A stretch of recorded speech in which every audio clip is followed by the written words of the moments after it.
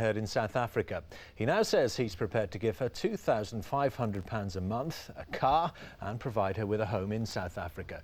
Lawyers for Earl Spencer today said the offer represented an unprecedented amount, considering the brevity of the couple's marriage. Penny Marshall reports.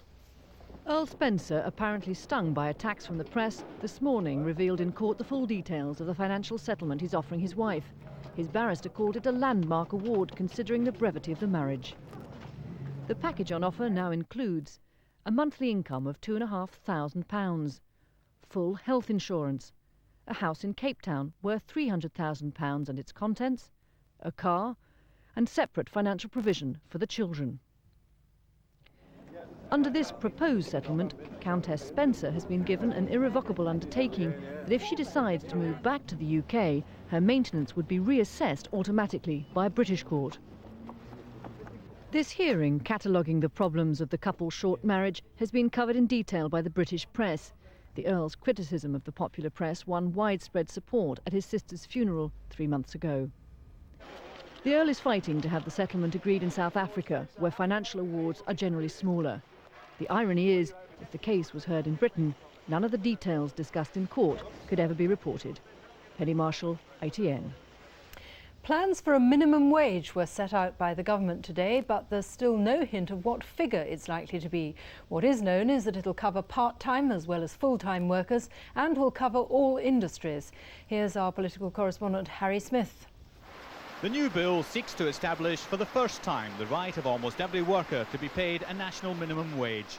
It will apply to employers of all sizes, and they could be fined up to £5,000 if they don't comply with the law. But the government today didn't answer the big question, what the minimum wage will actually be.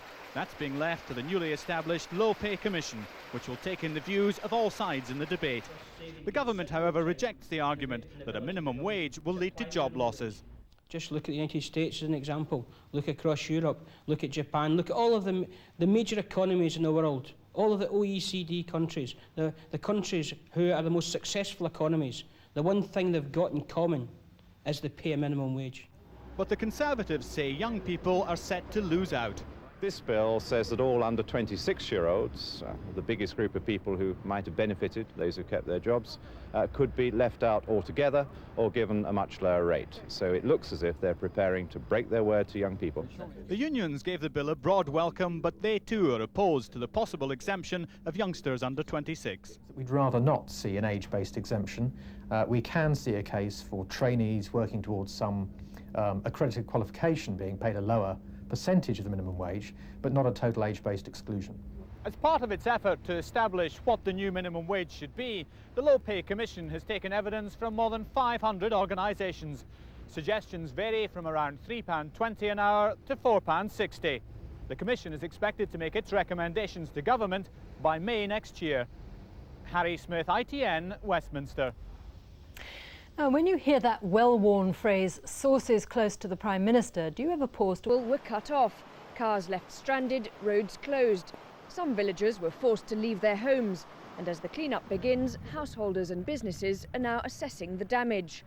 All this coinciding with today's report from the Met Office, which says 1997 is set to be the Earth's warmest year since records began in 1860.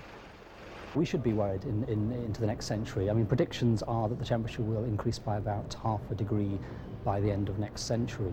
And of course, with that, there will be a sea level rise. There is a sea level rise underway at the moment. And by the year 2080, I think it is, about 200 million people will be at risk from flooding. Freak weather around the world has been caused this year by El Niño, a natural warming of the seas in the East Pacific. The researchers say El Niño has contributed to the rise in temperatures, but they say human activities have also been to blame, with rising emissions of carbon dioxide contributing to global warming. Campaigners say this report is a timely warning.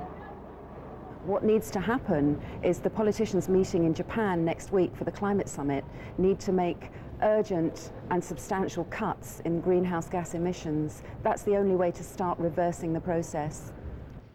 The researchers predict that increasing temperatures will cause further drought in some areas of the world, putting even more pressure on already scarce water resources. Lauren Taylor, ITN.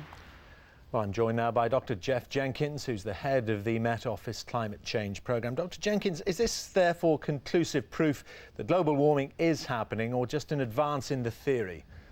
It's conclusive proof that global warming is happening. The big question, of course, is to what extent is it due to human activities, emissions of greenhouse gases and so on. Now, increasingly over the last few years, the evidence that's building up to pin at least part of the blame on human activities is getting stronger and stronger.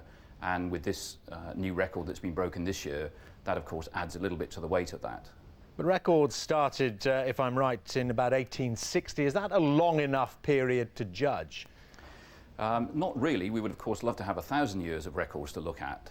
We do have some evidence from indirect measurements, tree rings and so on, that the variability, the natural variability of the Earth's climate isn't an awful lot greater than we're seeing at the moment. And therefore we do believe that this does point to part of the rise that we're seeing being due to human activities. So looking to the future, what happens next? Do you subscribe to the doomsday scenario, which sees global ice caps melting, sea levels rising, things like that? Well, the best calculations we do at the Met Office show that the temperature rise is about 3 degrees over the next 100 years. This doesn't sound like very much, but we have to remember that the global temperature change between the middle of the last ice age and the present day is only about 5 or 6 degrees. And that will also be accompanied by maybe half a metre or 3/4 of a metre of sea level rise. And in some areas of the world, that's very important. Dr. Jenkins, thank you very much. Thank you. An official accident report has blamed pilot error for the